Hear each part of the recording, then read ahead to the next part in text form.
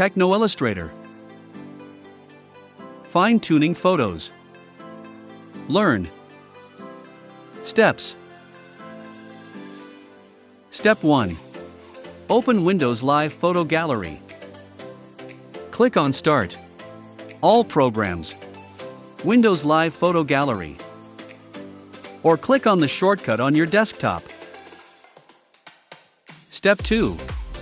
Open up your folder. Open the folder where you have saved your photos in. To do this, click on File, Include Folder, and the folder you wanted to open. Step 3. Choose an image. Double-click the photo you want to edit. Select Fine-Tune to edit. Step 4. Adjust the exposure.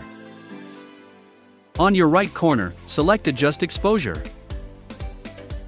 Lower brightness down to reduce light. Raise contrast up to increase contrast. Lower down shadows and highlights as well. Step 5. Save your file. To save, click on Close File. This will automatically save the changes you have made before closing the image.